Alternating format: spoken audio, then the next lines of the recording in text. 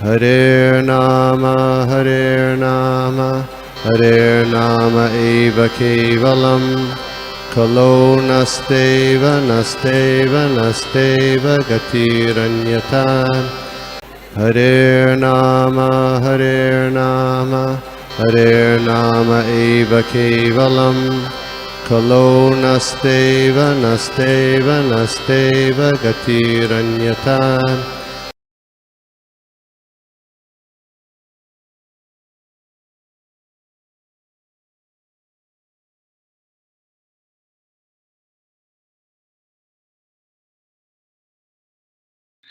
ओम नमो भगवते वासुदेवाय।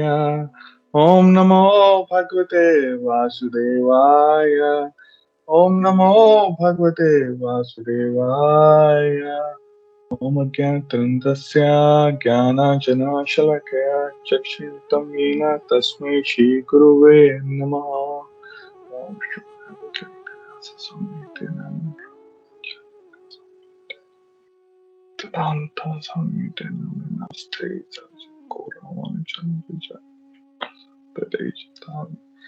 हरे कृष्णा। आप सबका पुनः स्वागत है आज के श्रीमद् भागवतम के, जिसमें हम पहला स्कंद का 15वां अध्याय पढ़ रहे हैं और श्लोका नंबर है 16।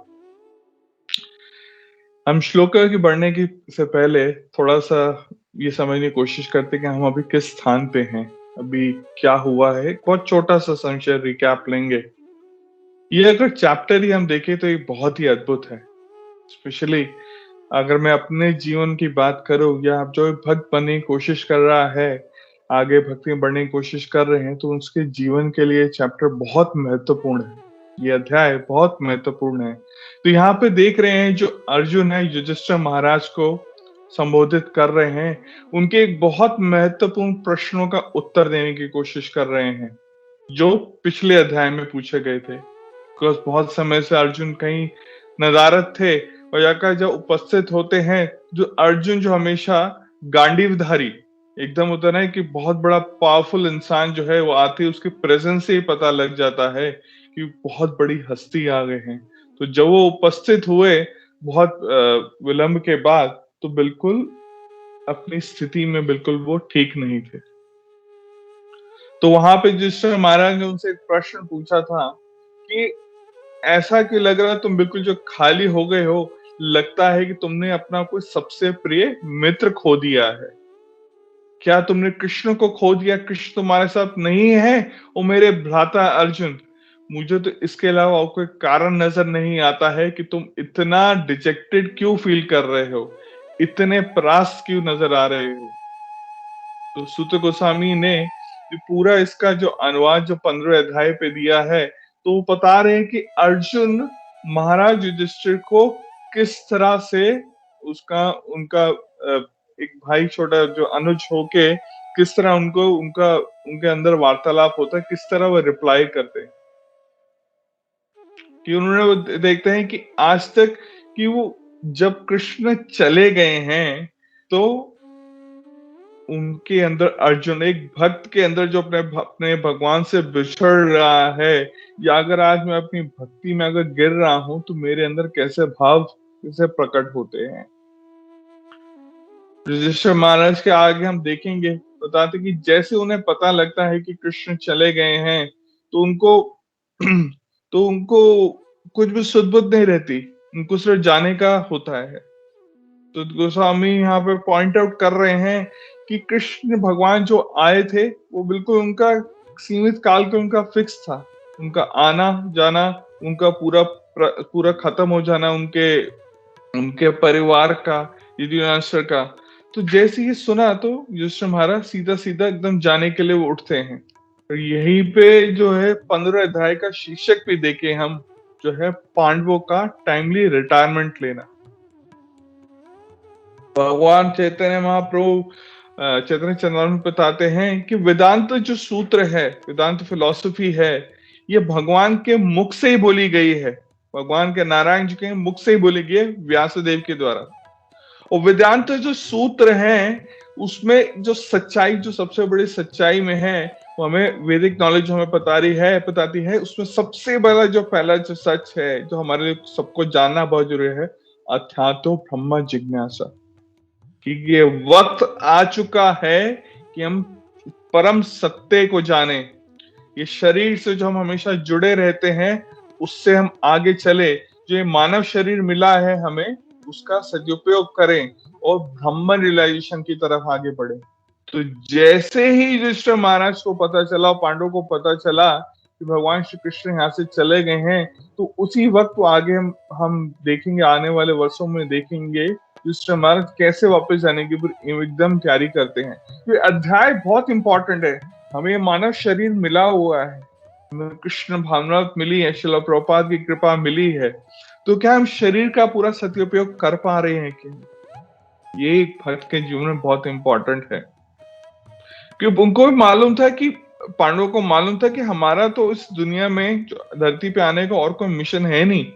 जो कृष्ण ने ये पूरी लीला रची है, इसी में उनका योगदान देना है। जब कृष्ण चले गए, उनका पूरी यदि डायनेस्टी चले गई, तो हमारा इस जीवन पे रहने, इस धरती तला पे रहने का मतलब क्या है? हम सब जानते हैं कि भगवान जब धरती पे आते हैं तो भक्तों को प्रोटेक्शन देने के लिए, तो जो डीमंस होते हैं, जो अन्याय करने वाले लोग थे, उनको उनका सर्वनाश करने के लिए, बुराई का कष्ट खत्म करने के लिए। तो यही हुआ। जो कुरुक्षेत्र के स्थल पे जो लड़ाई भी हुई थी, तो सब हो चुका था।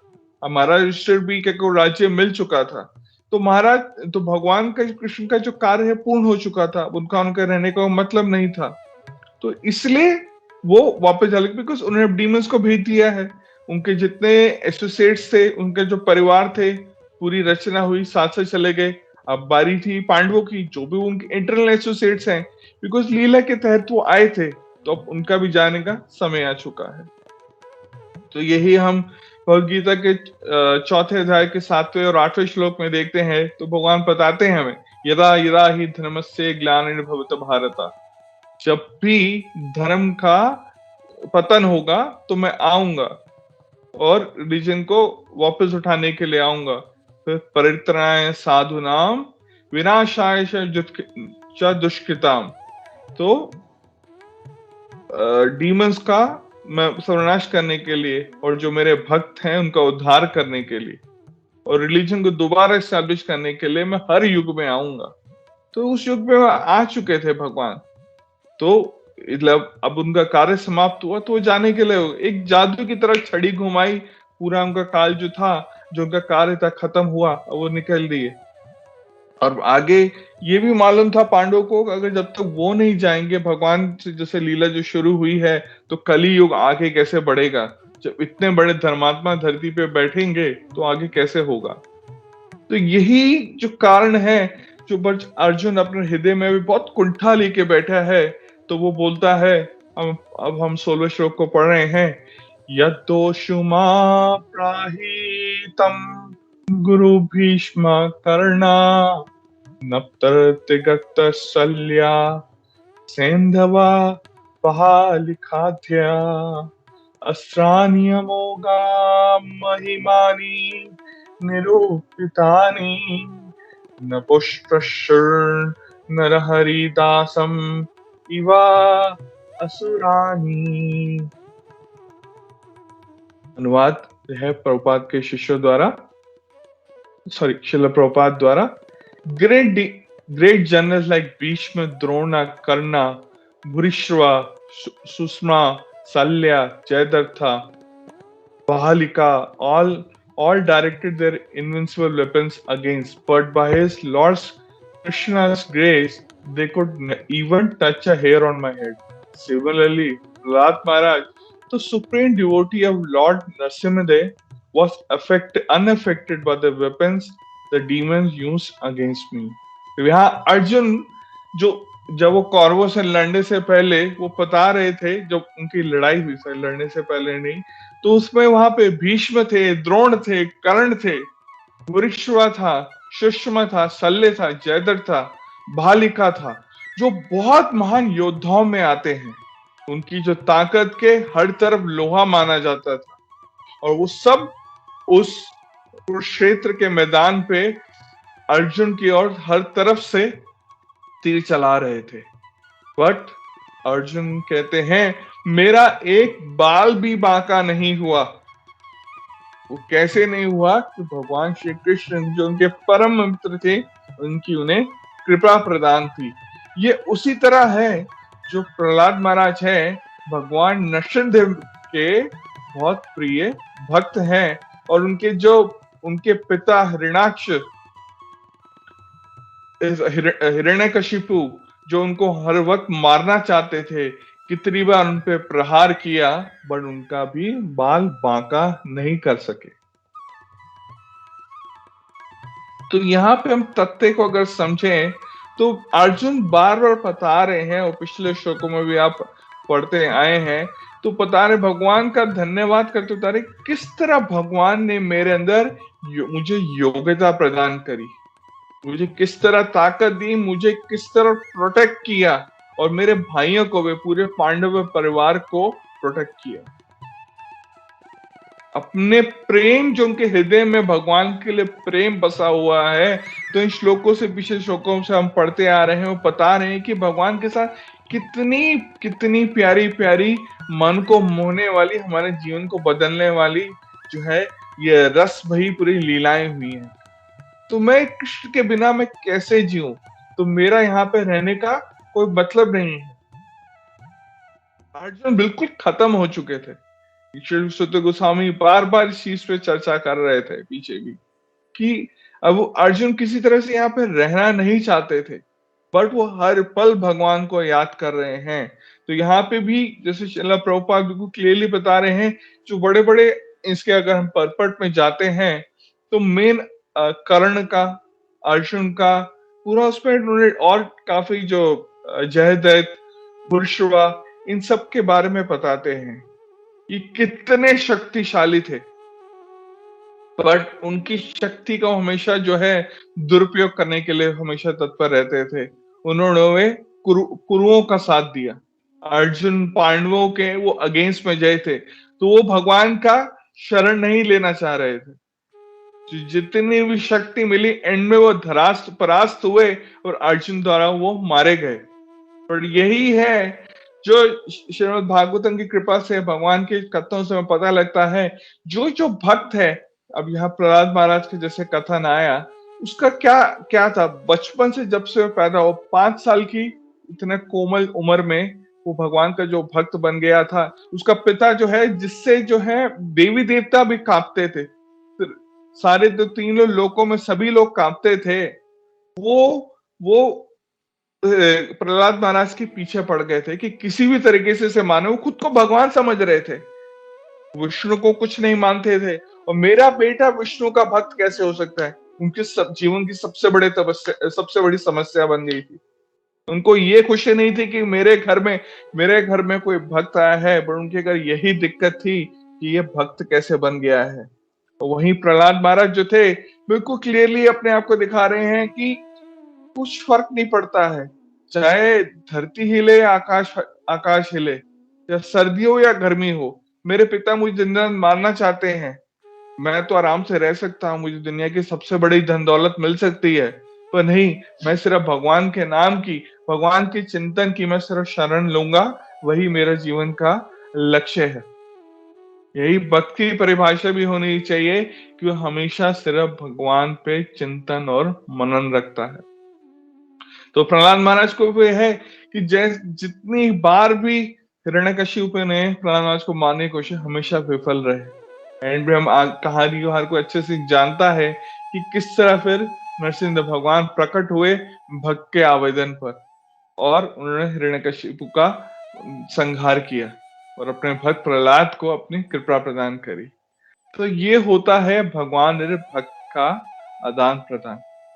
तो ये अर्जुन जो है, इतना उनके साथ उनके जो रस जुड़ा हुआ था, उस रस से पूरे लेकिन उससे जब की दूरी बढ़ी, जैसे उनके जाते, तो उससे वो कराह रहे हैं। और दूसरे यहाँ पे जो है, शिला प्रभुपाद परपट में एक बहुत जो इम्पोर्टेंट जो है, कर्ण के बारे में बता रहे हैं। कर्ण को एक तरह से देखा जाए तो दिखा रहे हैं कि वो एक एक हीरो है या एक डीमन बन या एक डीमन बनता है, उसको हमेशा बहुत बड़ा क्या कहते हैं दानवीर करण कहा जाता है। और उसके अगर हम आचरण पे देखें तो वो कभी भगवान की भक्ति में नहीं जुड़ना चाहता था। वो हमेशा यही चाहता था कि मैं किस तरह अर्जुन को परास्त कर दूं। मेरे जीवन का एक ही लक्ष्य है, अर्जुन की दुर्गति हो। वो कुछ कारण से बोला जाता सोचता था कि मेरे साथ बुरा व्यवहार हुआ। बुरा व्यवहार जैसे अगर छोटे होते उसका देखा जाए, कई बार ऐसे सोच रहे कई बार डिस्कशंस में आता है कि उसका दुर्व्यवहार हुआ है, ऐसा नहीं है। छोटे होते उसे वो एक दासी पुत्र के रूप में वो सामने आए थे लोगों के सामने, तो इसलिए उन्हें जो राजाओं के पुत्र का जो लड़ाई थी उसमें उनका सीखने के जो शस्त्र सीखने की कला में उनको पार्टिसिपेट नहीं करने दिया। तो बिल्कुल अलग स्थितियां हैं। पर उससे आप सिर्फ अर्जुन को बड़े होकर सिर्फ अर्जुन का संहार करने के आप पीछे लग जाएं, जहां आप आपके सामने वो जानते थे कृष्ण भी कौन है। वो हमेशा खुद को सबसे शक्तिशाली समझते थे। तो यही एंड में भी उनका वो अर्जुन के द्वारा वो मारे जाते हैं। क्योंकि जब भगवान की शरण ले लेता है तो वो कुछ भी कर सकता है भगवान के आदेश द्वारा।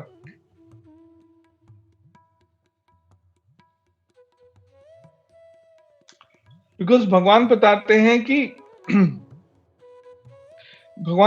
हैं जो मेरी शरण ले लेता है कभी भी परास्त नहीं होता है।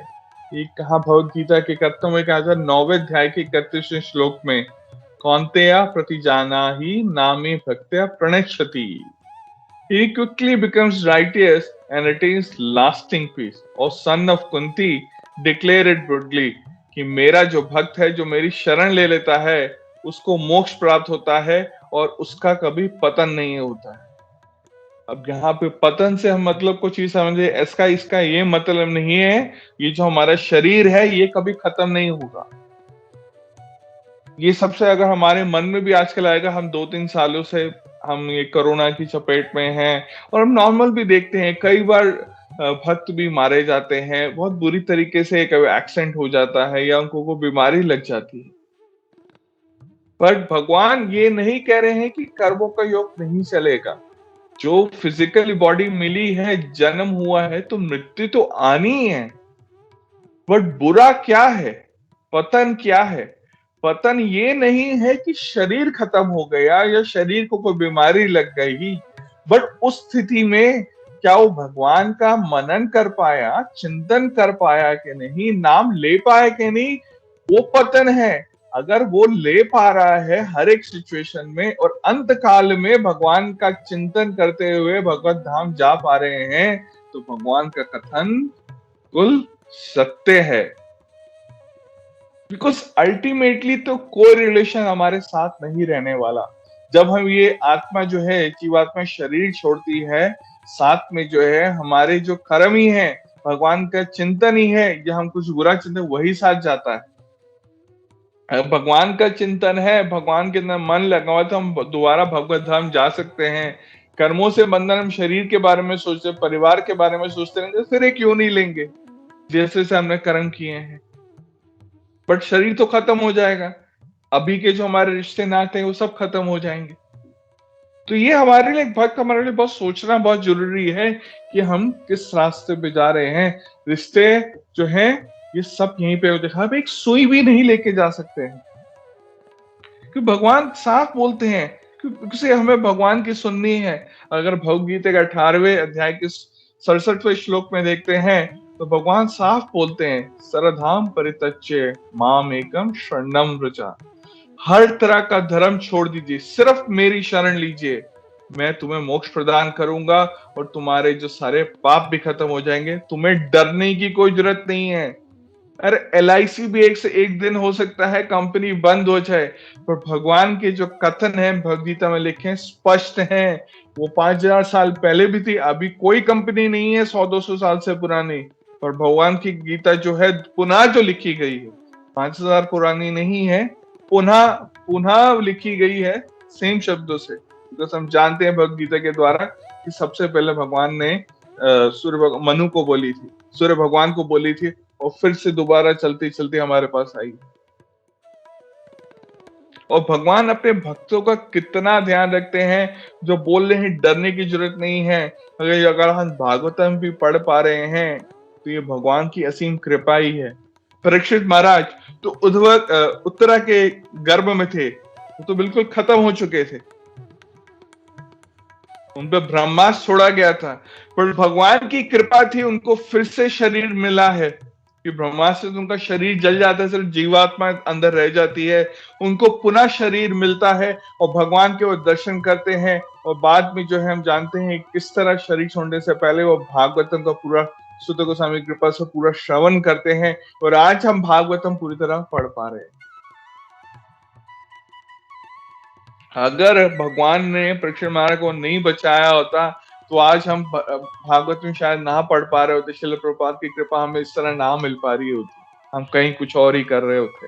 दूसरा भी और कथन है कि अर्जुन को जैसे भीष्मदेव मारने पे उतारू थे कि आज तो मैं इसका खत्म ही करके रहूंगा, हर तरफ से उनपे बाण पे बाण चला रहे थे, तो अपने भक्त को बचाने के लिए भगवान ने अपना वचन भी तोड़ा था।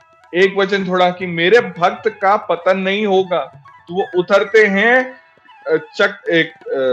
रथ का चक्र लेके भीष्म की ओर भागते हैं मारने के लिए, अपने सिर्फ भक्त को बचाने के लिए। तो जब भगवान को भक्त जब प्यारा होता है वो खुद आते हैं। प्रहलाद महाराज के लिए भगवान खुद आए थे। तो ये है भगवान की कृपा। तो हमें जहां तक है भगवान के शरण लेने की हमेशा हमें निरंतर कोशिश करनी चाहिए,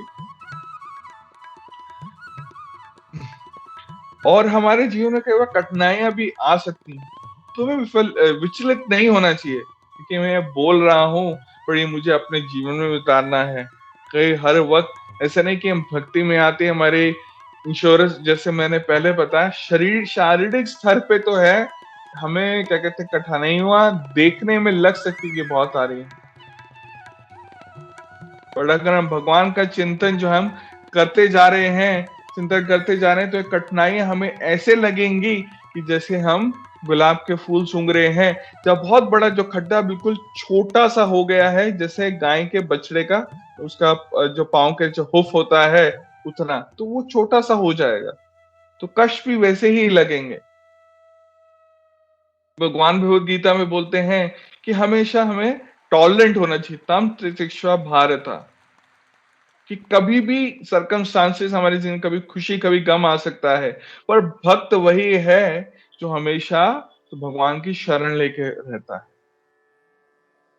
ऐसा नहीं कि आज ठंडी हो गई तो हमें नहाना नहीं है, याद भगवद गीता नहीं पढ़नी है, भगवान के कथनों का हमें शरण नहीं लेनी है। आज खाना नहीं मिला तो आज भागवतम नहीं पढ़ेंगे। भक्तों का मूल रूप ही है, इस जीवन जो मानव शरीर ही जो मिला है उसका मूल जो कारण ये है अर्थात परम जिज्ञासा, जैसे मैं शुरुआत में बोला था। और भक्त क्या चाहता है कि हर वक्त जो है भगवान की वो सेवा कर सके। तो मालूम है वो कुछ भी कर रहे हैं, कुछ भी होगा वो भगवान देख लेंगे, उन्होंने प्रोटेक्शन का कंफर्मेशन दे रखा है। भगवान चौथे अध्याय के 9वें श्लोक में भगवद गीता में बताते हैं, ये यथा माम प्रपद्यन्ते, बहुत लोग भक्त मेरे पास आते हैं, बहुत लोग मेरी पूजा करते हैं, बट जिस भाव से जिस कारण से पूजा करते हैं तो मैं उनकी वैसी उन पे कृपा प्रदान करता हूँ। वो अपने भक्त को बोल रहे हैं। तो कई सिर्फ पैसे के लिए जाते हैं, कोई उनसे रिश्ता बनाना चाहते हैं, कोई प्रेम भाव से माता पिता का, कोई बच्चे का, कोई भगवत धाम जैसे हम वापस जाना चाहते हैं, तो वो भगवान उसी तरह उनकी कृपा भी प्रदान करते हैं और कहते हैं जो मेरे पे टोटली एक्सक्लूसिव फुल मेडिटेशन में जो है सब फुल सरेंडर कर लेते हैं, जैसे प्रहलाद महाराज हैं, अर्जुन हैं, हम श्रील प्रभुपाद भी बिल्कुल बोल सकते हैं, तो वो उनको कोई भी चीज जीवन में चीजें जो चाहिए होती उनके लिए जरूरी है भक्ति में आगे बढ़ने के लिए, वो उन्हें प्रदान करते हैं। ये भगवद गीता के 9वें अध्याय के 22वें श्लोक में है, अनन्यास चिंतयन्तो माम ये ज्ञाना प्रपसते तेषां नित्या भुक्तानां योगांगेश वहामि अहम्, जो उनके लिए जरूरी है अगर नहीं है वो मैं प्रदान करता हूं। और फिर भगवान कह देते हैं भाई सब कुछ कर लिया, अपना मन मुझ में लगा लो, मन मना मद भक्तो भावा मद भक्तो मद्याजी माम नमस्करो।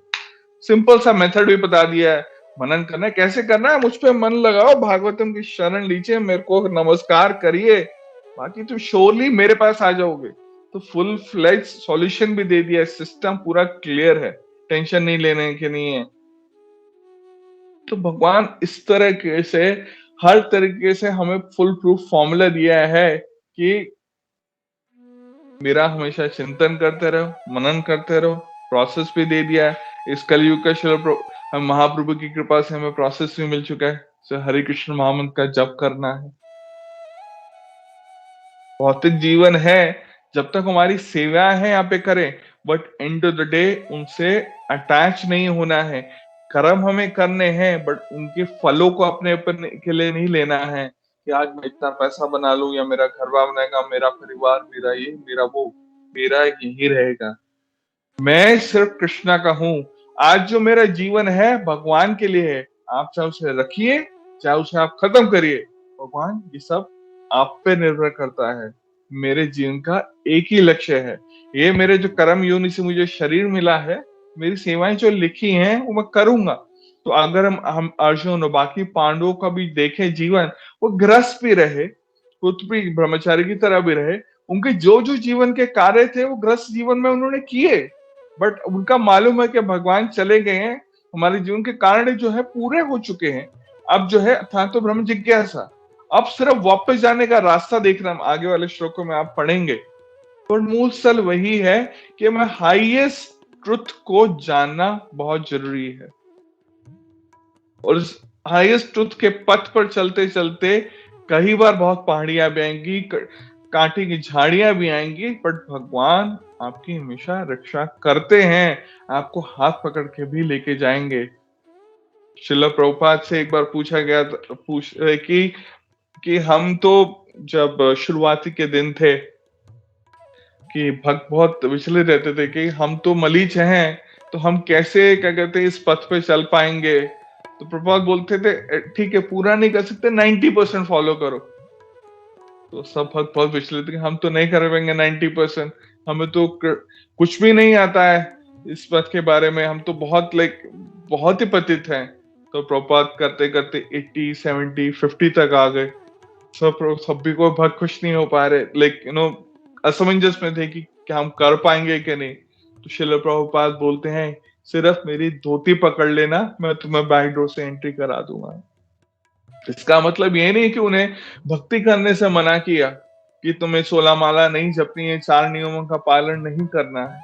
ये था कि आप एक भक्त की शरण लीजिए, आप एक गुरु चुनिए, सिचुएशन में एक गुरु चुनिए या एक अपने शिक्षा गुरु चुनिए, जब उसकी शरण लेंगे, बिकॉज वो भगवत धाम जाने के लिए पूरा परिपूर्ण है। अगर आप उसकी शरण लेते हैं, उसको फॉलो करते हैं, भगवत धाम जा सकते हैं। तो आप कृष्ण से कभी दूर नहीं हो।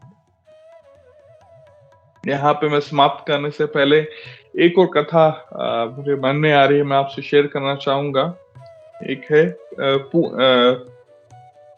एक भक्त थे साउथ के, पूनानंद, गुरुवायूर के।